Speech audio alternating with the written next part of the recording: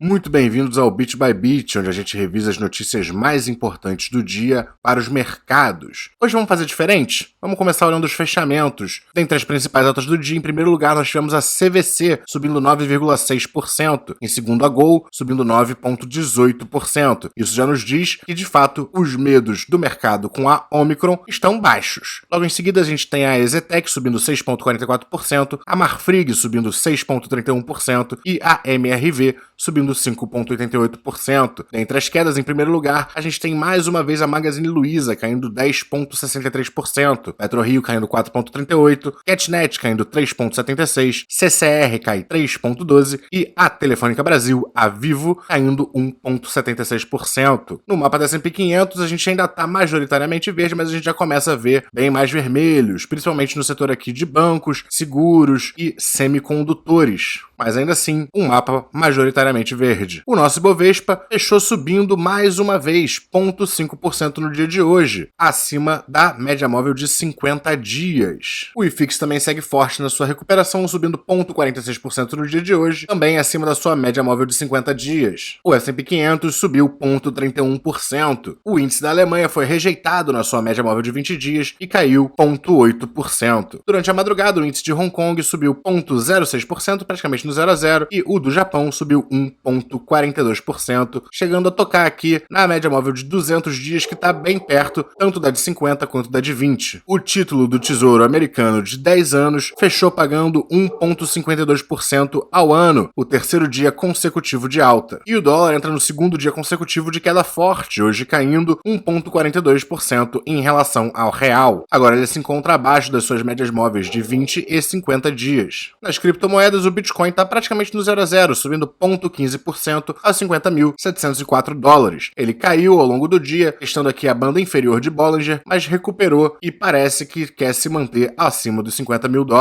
O destaque hoje vai para a Link, subindo 7,19%, ela também apoiou bastante nessa queda recente do Bitcoin, e para Uniswap, num caso similar, subindo 6,78%. E como hoje é tudo ao contrário, é agora que a gente vai para as notícias. Já vamos abrir hoje falando da PEC dos precatórios.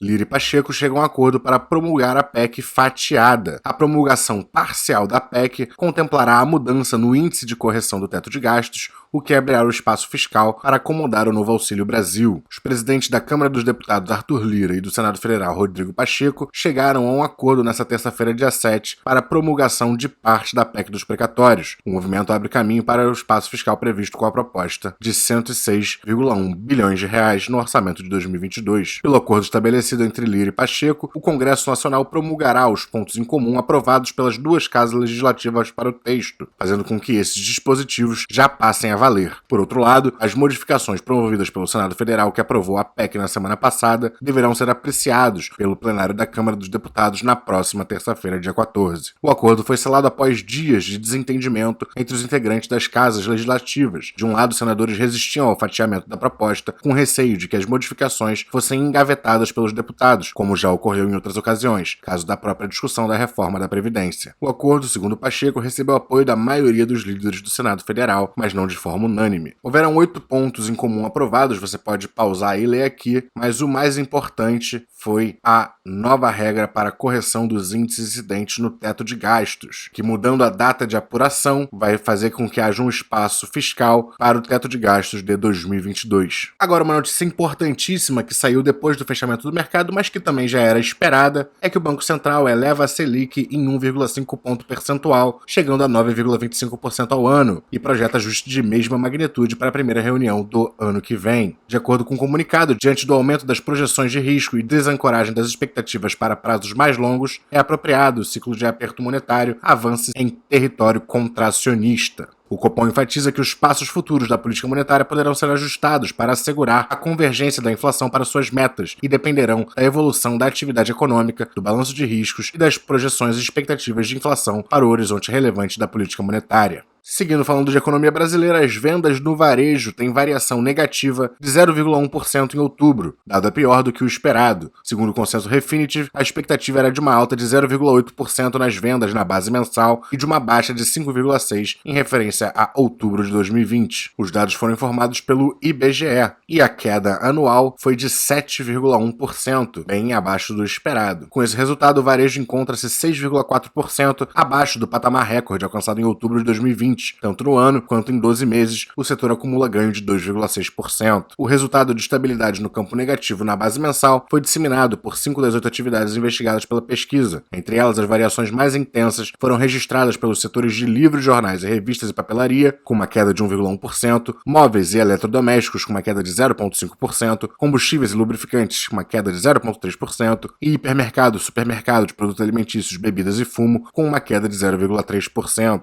Essa variação de menos 0,1% se compõe de muita estabilidade, inclusive em praticamente todas as atividades. Então não há protagonismo nessa composição para nenhuma delas. Já vimos há alguns meses o setor de hiper e supermercados que tem um peso grande, puxando o índice para cima, mas não foi o que aconteceu em outubro, mês em que tivemos um equilíbrio entre os setores, explica o gerente da pesquisa Cristiano Santos. Segmento de artigos farmacêuticos, médicos, ortopédicos, de perfumaria e cosméticos também ficou estável, com uma queda de 0,1% na passagem de setembro para outubro. Os setores que cresceram no período foram tecidos, vestuários e calçados, com um crescimento de 0,6%, outros artigos de uso pessoal e doméstico, com crescimento de 1,4%, e equipamentos e material para escritório, informática e comunicação, com um crescimento mais forte de 5,6%. No comércio varejista ampliado, que inclui além do varejo as atividades de veículos, motos, partes e peças e material de construção, o volume de vendas recuou 0,9% em relação a setembro. Nessa comparação, o segmento de veículos, motos, peças e partes caiu 0,5%, enquanto o de material de construção recuou 0,9%. Na passagem de setembro para outubro, o varejo teve resultados positivos em 17 das 27 unidades da federação, com destaque para o Acre, um crescimento de 3%, Alagoas, 2,4% e Rondônia, também 2,4%. Entre os estados que tiveram queda, destacam-se Amapá, com uma queda de 2,8%, Roraima, 2,3% e Rio de Janeiro, 2,2%.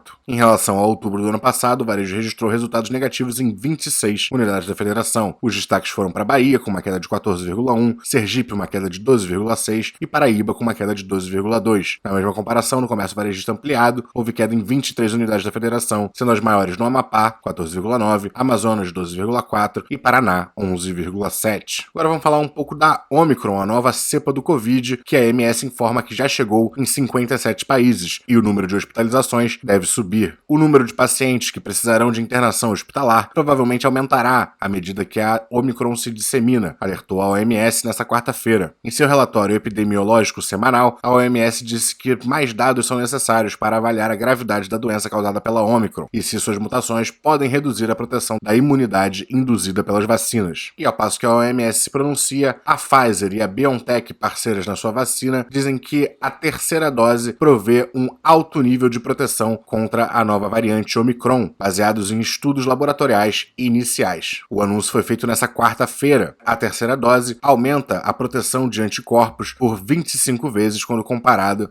com as 2 doses iniciais, de acordo com um estudo preliminar em laboratório. A terceira dose mostra capacidades de lutar contra o vírus comparáveis com os 95% de proteção providos pelas 2 doses iniciais contra a cepa original do vírus. As companhias também disseram que as 2 doses têm uma significante redução na capacidade dos seus anticorpos de mirar e neutralizar a nova cepa, apesar deles ainda protegerem contra doenças severas. Ao fim do mês, as empresas vão ter dados suficientes para determinar se a terceira dose é suficiente para enfrentar a Omicron ou se uma nova vacina será necessária. E continuando falando de Pfizer, ela informa que vai enviar os dados completos ao FDA, que é a Anvisa americana, sobre o novo tratamento contra a Covid com as suas pílulas. Ela já tinha informado que o tratamento oral com a pílula Paxlovid reduz hospitalização e morte por 89%. Ela também já tinha feito a sua aplicação com a FDA, a Anvisa americana, no mês anterior para aprovação emergencial do tratamento. O CEO da Pfizer está confiante que os resultados completos dos testes clínicos vão mostrar que a pílula antiviral oral Paxlovid reduz hospitalização e mortes por 89%. A pílula estaria disponível para o público brevemente depois de ser aprovada pela FDA, disse o CEO. Ele também disse que já enviaram o produto para os Estados Unidos, então o produto vai estar disponível nesse mês, se aprovado. Agora vamos para o cenário corporativo brasileiro. brasileiro Cosan anuncia pagamento de 700 milhões de reais em dividendos. O pagamento deverá cair na conta dos acionistas em 28 de dezembro. Esse valor equivale a 37 centavos por ação ordinária e a data de corte para comprar os papéis e garantir os proventos será no dia 14 de dezembro. A partir do próximo pregão, os papéis serão negociados sem o direito para esses dividendos. Agora vamos falar da Klabin, que projeta investimentos de 4,7 bilhões de reais em 2022, dos quais 2,75 bilhões serão em Puma II.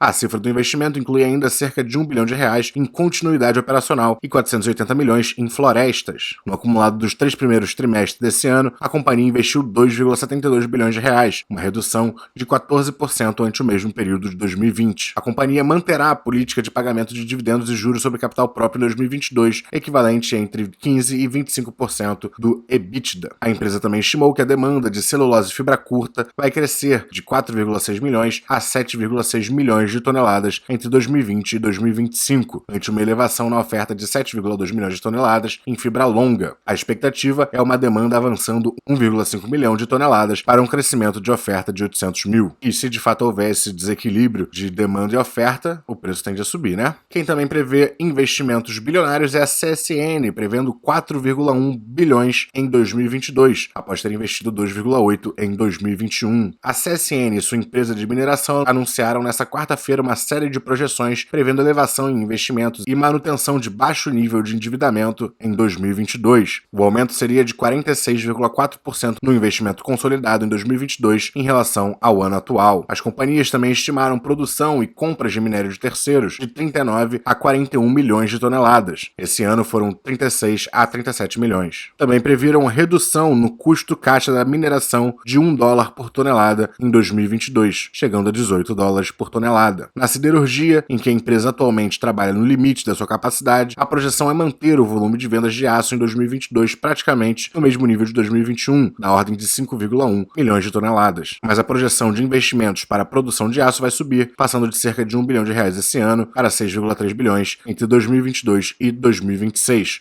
Ou cerca de 1,3 bilhão por ano. A CSN também tem como meta terminar 2022 com o indicador de alavancagem medido pela dívida líquida sobre EBITDA abaixo de 1 vez, mesmo patamar previsto para 2021. E normalmente eu termino com um tema de criptomoeda. Esse aqui é de criptomoeda, mas esse aqui é da convergência de criptomoedas com o mercado tradicional. A gente tem a Visa lançando um serviço de consultoria sobre criptomoedas para avançar a adoção das mesmas. Isso terá como objetivo ajudar clientes a navegarem o mundo das criptomoedas. A processadora de pagamentos Visa espera que possa contribuir com a adoção mainstream da maioria da população do Bitcoin e de outros ativos e moedas digitais. Tanto a Visa quanto a sua rival Mastercard veem cripto como uma oportunidade de crescimento conforme eles expandem além de pagamentos por cartões. A Visa também anunciou que o banco americano UMB já é cliente desse novo serviço de consultoria sobre criptomoedas. Atualmente, a empresa já processou 3,5 bilhões de dólares em transações de moedas digitais através dos seus cartões correlacionados com criptomoedas. E isso é incrível ver não só pela contribuição que a Visa vai trazer, a legitimidade que a Visa vai trazer ao espaço de criptomoedas, mas isso também é bullish para a própria Visa. E a gente começa a ver, não só a Visa, a gente começa a ver outros bancos também se preparando para integrarem serviços relacionados a criptomoedas. E esse é o futuro mesmo. Não dá para acabar com as criptomoedas, elas vieram para ficar. Então essas empresas financeiras têm mesmo que se adaptar. E agora, para finalizar no tema de criptomoedas, a Ubisoft se torna a primeira empresa de jogos tradicional a lançar NFTs dentro de seus jogos. Ela vai começar a implementar essas NFTs dentro dos jogos como itens. A plataforma de NFT da Ubisoft é a Quartz e roda na blockchain da Tezos. Ela já vinha experimentando com protótipos de jogos em criptomoedas e apoiando startups nos últimos anos. Mas agora, a gigante de jogos vai de fato implementar NFTs dentro de uma das suas maiores franquias e uma nova iniciativa na blockchain Tezos. Esse marketplace de NFTs na Tezos, chamado Quartz, vai ser lançado em beta no dia 9 de dezembro nos Estados Unidos, Canadá, França, Alemanha, Espanha, Itália, Bélgica, Brasil e Austrália. Quem jogar Ghost Recon Breakpoint e chegar no nível 5 vão ter acesso a drops de NFT. A Ubisoft também informou que os jogadores devem ter pelo menos 18 anos de idade para criar a sua carteira Tezos para uso no jogo. E com mais uma notícia de integração das empresas tradicionais com criptomoedas, a gente termina o Bit by Bit. Se você gostou do conteúdo, não esqueça de dar aquele like, se inscrever e até amanhã.